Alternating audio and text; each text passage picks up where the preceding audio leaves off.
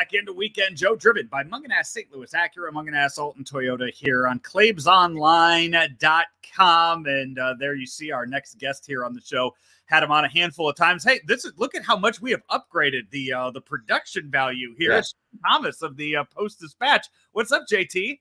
How you doing? You can see my my clothes hanging in the back. I'm in the same hotel here for 6 days, which you don't get too much on the road. So I was gonna say, I mean, most for like football road trips back in the day, what was that, like 3 days? Maybe you'd go out. Yeah. You go in Saturday, you fly out Monday morning. These hockey trips, a lot of times you're just in and out. But hey, 3 games in the Metro New York area, so get to hang out a little bit, and it's more relaxing trip for sure.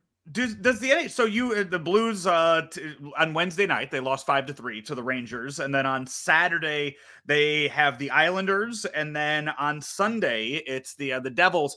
Has the NHL kind of made is that something the NHL does for a lot of the West Coast teams, the Western Conference teams, is kind of group that New York series together, or is this just a scheduling phenomenon to this? I think they try to do it. 2 years ago, right before, it was about the same time on the calendar year, the first week of March in 2020. But Tom Timmerman took that trip, and it was the same kind of deal. And if you recall, the Blues and the rest of hockey went only about another week, and then everything was shut down. So they try to do it, eases the travel a little bit, and I think they're going to do it more and more now that Seattle's in there. It won't be maybe three games that are real close, but Seattle and Vancouver will kind of be a thing as well. Doing this, though, it makes you maybe appreciate life in the Eastern Conference. The travel is much, it's the time on the planes, to me, that would kind of wear you down. There are some long flights when you're heading out west, but the cities are, a lot closer here on the East Coast. Philly's not that far away, and then DC. Right. These guys, these East Coast Eastern Conference teams, they get home.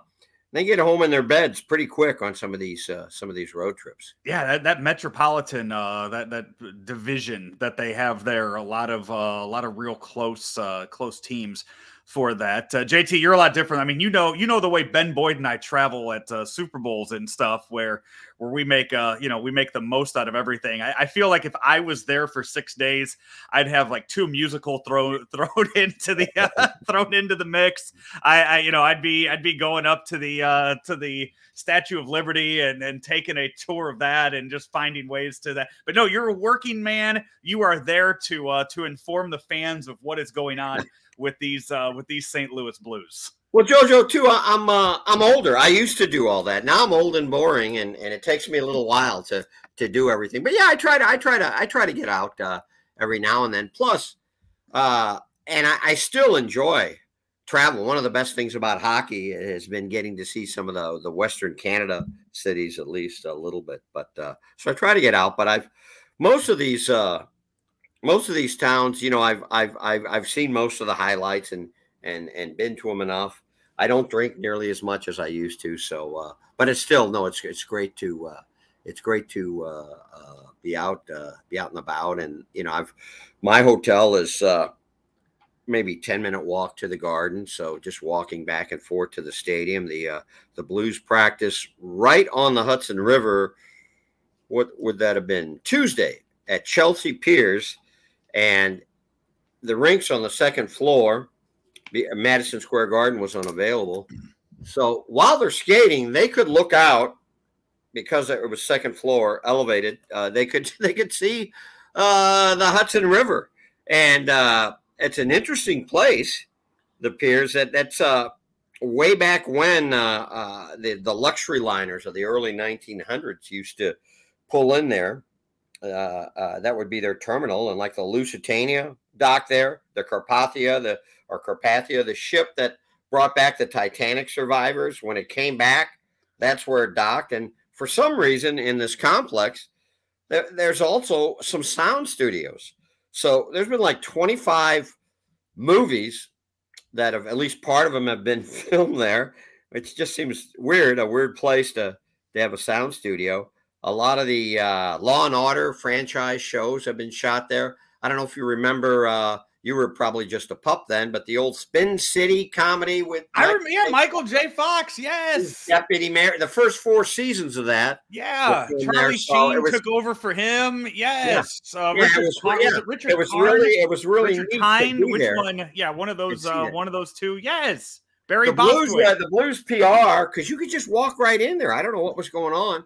They were thinking of maybe putting a Blues coffee cup on the set, and then the next time you're watching Law and Order and Ice Cube or Ice T, whoever that actor is on there, and you see a Blues cup there maybe on the set. Maybe they wouldn't even notice, right? Right, it's nice. Chelsea, that's where the media party was when we were there for the Was Super it Bowl really? years ago. I thought it was. I can't remember. No, I can't. I was obviously at that Super Bowl too. That was kind of a fun Super Bowl, having it in New York, a rare cold weather one. We had that was for New York at I can't remember if it was the end of January or early February, but being in New York then, we had very good weather for that. Luckily, they scheduled this one in March for you. I don't know what the temperature is now, but at least it's not like December, January weather. It's probably pretty nice. Maybe it's sunny and in the 50s. So it's been nice. It's funny you mentioned Ben Boyd. Yeah, Ben used to drag me out because he would get a ticket to everything, to every party, and I remember. One of the Super Bowls, it might have been one of the last ones in New Orleans. Well, I know exactly where you're going with this because he tells me the story all the time. You're about to tell me the New Orleans. Yes, the New Orleans Super Bowl with Stevie Wonder. Yes. We were like 15 feet away from Stevie Wonder, kind of above the stage, but like 15 feet away. Little Stevie, the former little Stevie Wonder. And he still had the pipes. He still had the voice. At that, God, yeah, he's. But that's Ben Boyd. He is definitely a man about town, right? Am I wrong? Huh? You're absolutely right. No, you absolutely are. Hey, let's. The reason we had you on, we want to talk Blues. People want to know what's going on with these St. Louis Blues because it's a lock. I think we can safely say it's a lock. They're going to be in the postseason this year, unless it's just a colossal collapse that we see after. I think going into Wednesday night's game. There was a lot of question about who's the number one goalie. Husso had a rare off night on Wednesday night, right? Kind of opening that door for Jordan Binnington, who has played well in his last 2 starts, to kind of kick it open and take over that number one goalie job again. Yeah, funny you should mention this. I'm just writing a little bit about that as we speak for the Post-Dispatch and STL today. Husso is definitely leveled off. His last 4 starts now, he's given up 3 or more goals. The 4 goals last night against the Rangers, the 5th one was an empty netter, but that matches his season high. So my theory is perhaps the jar of magic dust that they have for the goalies, there's only so much to go around.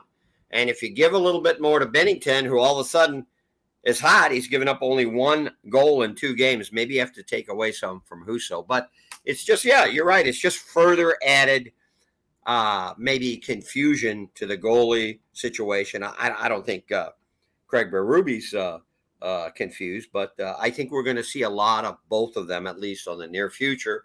And all of a sudden, maybe Binnington will work his way back into that number one role. Now, he needs to stack up some more really good games, but the schedule gets a lot more condensed starting with this weekend's games. With the Islanders in New Jersey, it's a back-to-back. They have 6 back-to-backs over the final 7-8 weeks of the season. And they're basically, for 2 months straight, as they end the regular season, they're playing every other day. So we'll see both of them, but who will take over and be the number one? It's very much kind of up in the air right now, I'd say.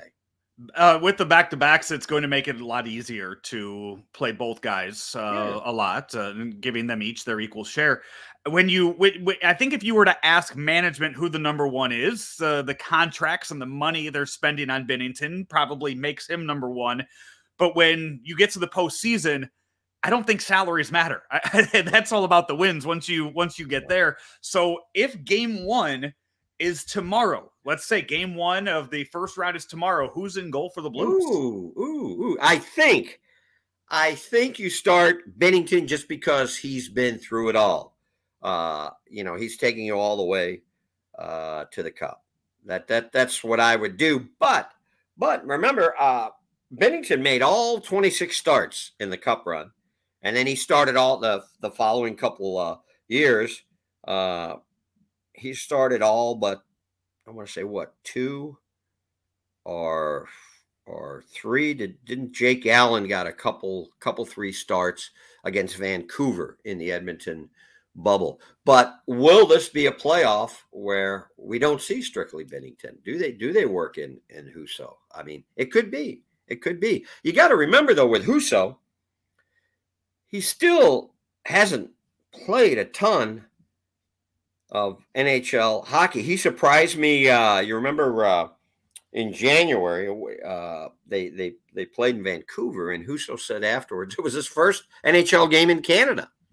So he's still seeing a lot of these rinks for the first time, and there's still an element where this is all kind of new to him. As with his future too, being kind of up in the air with him being a free agent after this offseason, what kind of thinking goes into that? Use as much of his magic or whatever he has out of him right now, showcase him for other teams. It is a tricky situation, but if he's getting you wins and he gets you an opportunity to win a second cup, he's the guy you got to go with. Well, it goes back to what you were saying earlier. You don't. This is a time of the year, and really almost any hockey game, but especially at this time of year, you don't care how much the player makes. You don't care what his brand is, his name recognition, what's on his resume. You go with a guy who you think gives you the best chance to win. So we still have a lot of real estate to cover before we get to the beginning of May and the start of the playoffs. So if by then, if Husso has the hot hand and maybe Binnington is struggling a little bit, I don't doubt for a second that they'll open the playoffs with Husso. But if we're taking the snapshot right now, and as you said, Joe, that playoff openers tomorrow, I think you send Binnington out there. We are you guys right now, with as far as media goes, are you guys back in the locker room yet, or is everything still being done on Zoom? No, but the Zooms have ended. Hallelujah. The Zooms have ended with Chicago. And so what happens is both pregame and after the game, you go down stairs at the various stadiums, and they have that Blues backdrop set up. And there's not a ton of media on the road, and you're just standing next to the coach. Then they bring in the players, and it's so much better. The players and even Craig Berube are more relaxed. I think you get better answers, and it's just a better interview situation. Now, there are certain players, like you could have David Perron in a straitjacket in a prison cell, and he'd still give you great quotes and be entertaining. But for a lot of players, it's just not the same. They're just on the Zoom. They're just kind of tight and nervous. And so this is much better. And I would assume if there's no setbacks here with the COVID, that this will be the way we'll finish the season, and knock wood, next year we'll be back in the locker room. This, by the way, Joe, this is basically how the entire league is doing it now, where you're face to face with the guys. And one of the reasons I asked that is we have seen with what's going on right now over in the Ukraine with Russia, we have seen a lot of the spotlight being put on Alexander Ovechkin of the Washington Capitals, but also it goes without saying, but Vladimir Tarasenko is also Russian, and I know in the past he has been asked about some of the things with that. Has anything been brought up with him? Has he had any kind of quotes about what's happening now over in Europe? Well, we haven't. 95%, maybe 95% of the interviews, we don't have any say over who comes out. So we haven't seen Tarasenko or Barbashev or Kostin. We did talk to Buchnevich, and did not ask him about it. But here's my thing on that. And I've had a few readers say, boy, these guys, they need to be asked about Russia.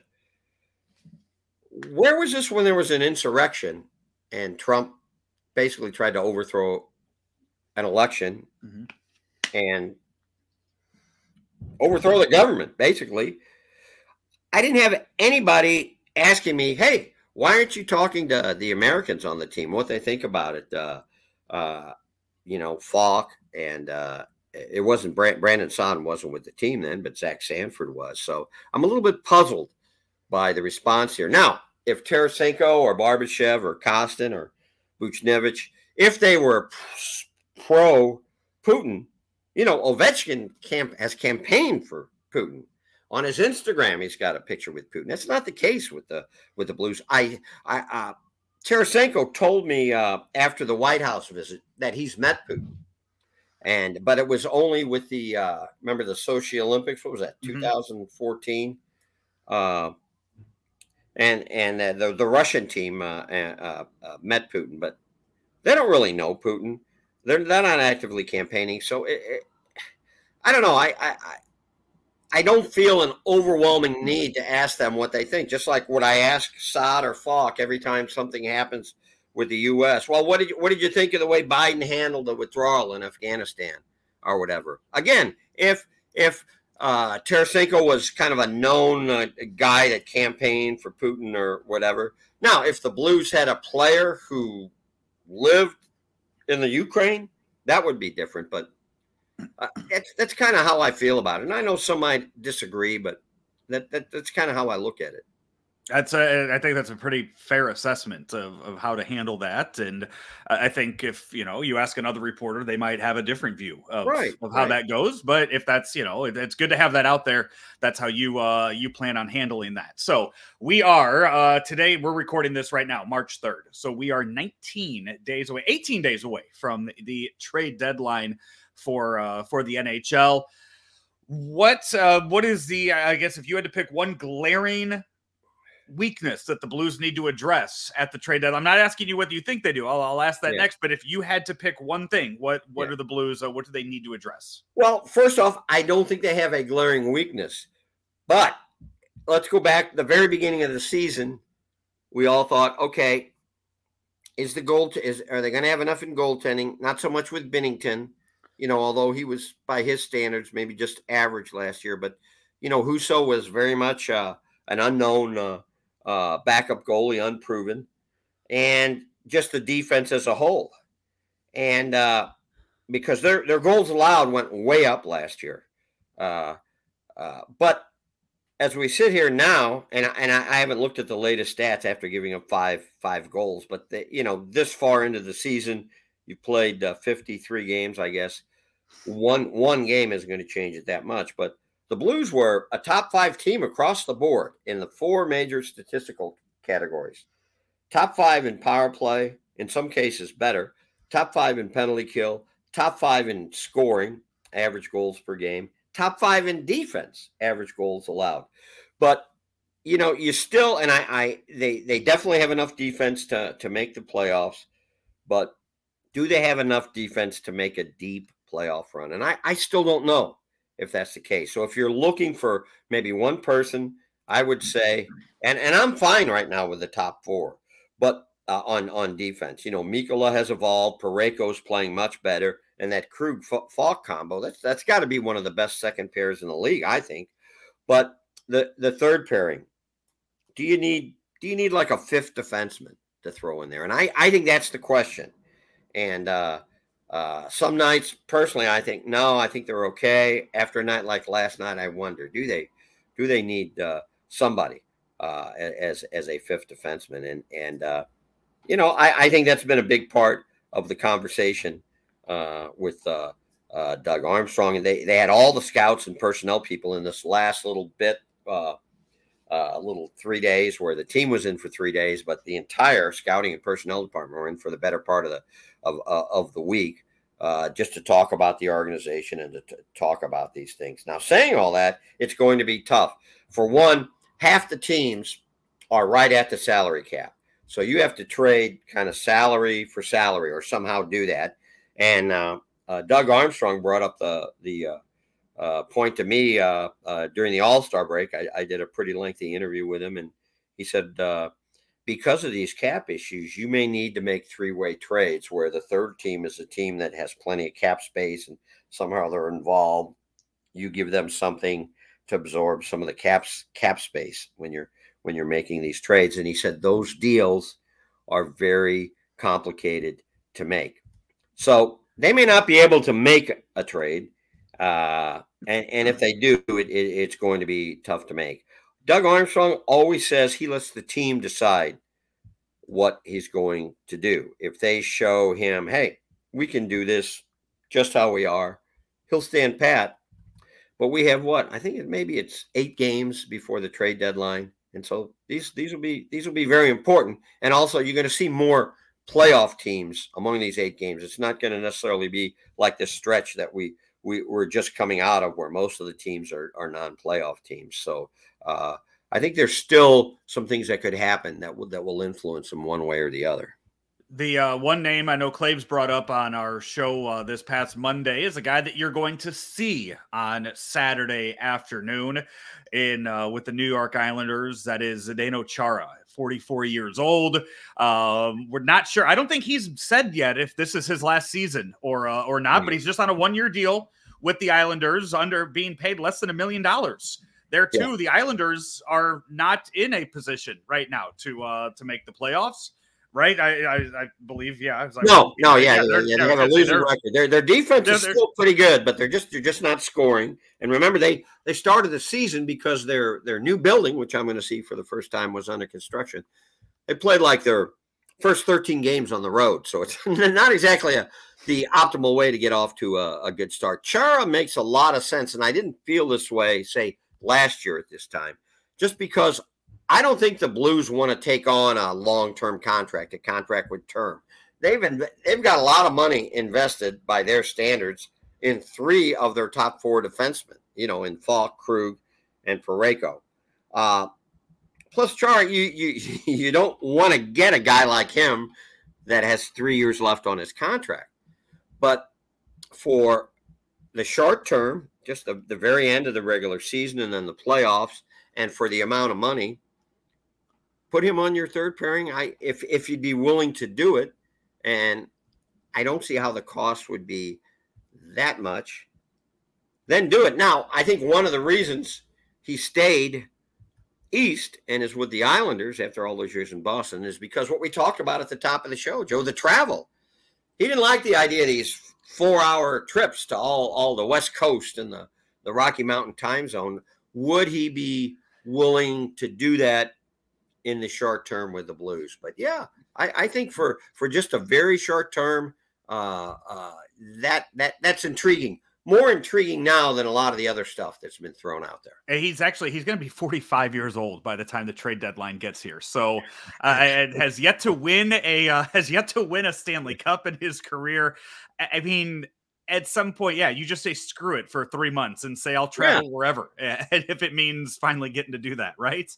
Yeah. And again, it's not like he's going to have to do it for 5 months. Just, assuming you make it to the Cup, just and he has won a Stanley Cup too. I apologize for that. He has. Yeah, he did win one with Boston. But just get another one. But just for a couple months, say with the last month of the regular season, 3 months, he'd probably be willing to do that. He kind of reminds me in a way of Tom Brady. With Tom Brady, we're just waiting for that one sack where we just like disintegrate, and maybe Chara's near that point, but he still seems like, from afar, and it's not like I've studied his play this year, but he still seems like he's pretty effective. So, yeah, I like it.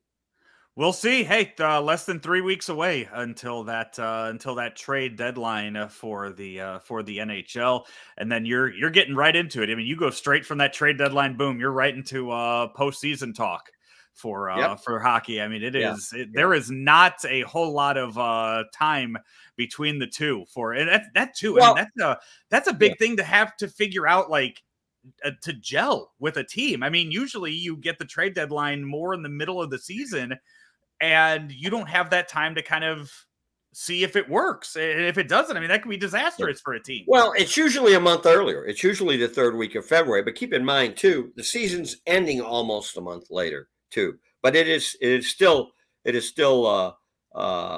quicker, and you'll just jump right in. I asked Perron, are we in the stretch run yet?